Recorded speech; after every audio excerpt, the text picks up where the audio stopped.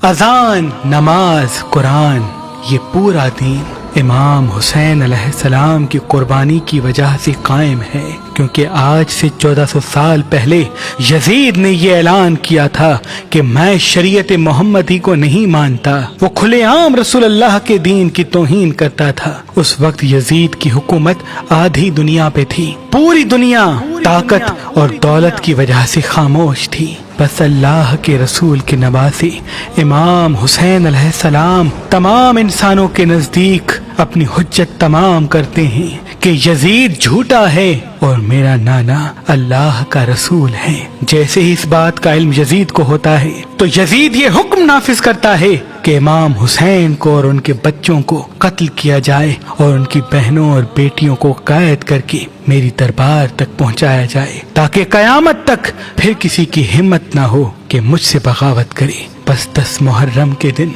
आपके पूरे खानदान को 3 दिन भूखा प्यासा रख के शहीद कर दिया जाता है। जब इमाम हुसैन के तमाम साथी शहीद हो जाते हैं, यहाँ तक कि 6 माह का मासूम अली असगर भी तीर खा के सो जाता है, तब आप आखिरी हुज्जत तमाम करने के लिए यजीद की फौज के सामने आते हैं और कहते हैं, ऐ लोगो, मैं वो हुसैन हूँ जिसको अल्लाह के रसूल कंधों पे उठाया करते थे।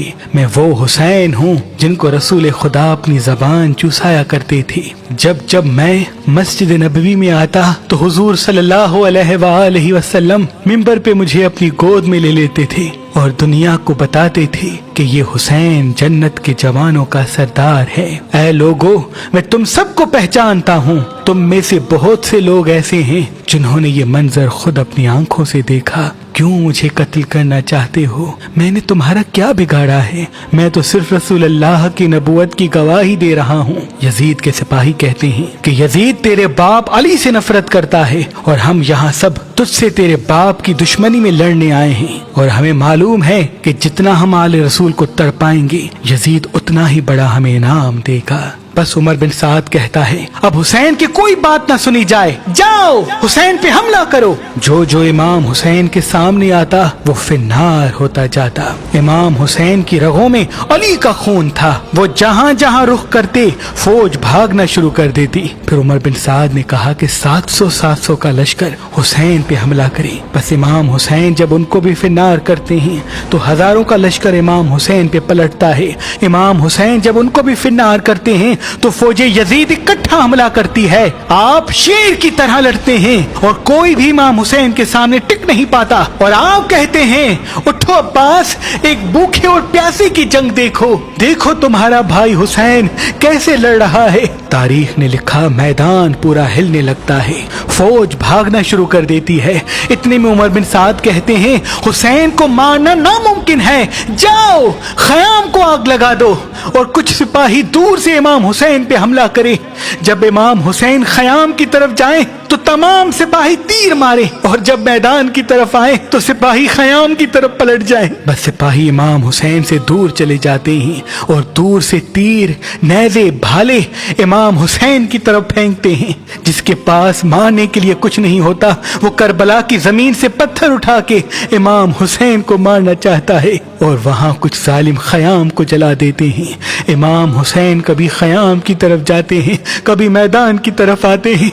लाखों का लश्कर एक तरफ और बीबी फातिमा ज़हरा का बेटा एक तरफ। बस इतनी देर में आवाज़ गैब आती है कि ऐ हुसैन, तेरा अल्लाह तुझसे राजी हो गया। इमाम हुसैन तलवार को रोक लेते हैं और अल्लाह की इबादत में मसरूफ होते हैं और अल्लाह का शुक्र करते हैं। इतनी देर में आपकी पुश्त पे कोई जालिम वार करता है।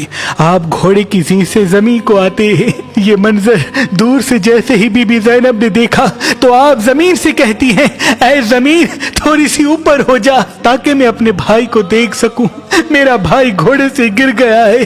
बस बीबी ज़ैनब जैसे ही देखे कि इमाम हुसैन सजदे में है और शिमर इमाम हुसैन के सर को काट रहा है, बस आपका सर मुबारक जैसे ही नौके सिना पे बुलंद होता है, कुरान की तिलावत करता है, सारे यजीद के सिपाही खुश होना शुरू हो जाते हैं कि काम तमाम हुआ, अब हमें यजीद इनाम देगा। اور پھر ساری فوج ایک ساتھ ہو کے خیام پہ حملہ کرتی ہے، خیام کے اندر آ جاتی ہے، بیبیوں کے سامان کو لوٹا جاتا ہے، بیبیوں کے سروں سے چادروں کو کھینچا جاتا ہے، بی بی سکینہ کے کانوں سے بالیوں کو نوچا جاتا ہے۔ بس بیبیاں بے وارث و مددگار زمین کربلا پہ بیٹھی ہیں اور مقتل میں تمام لاشیں بکھرے ہوئے ہیں۔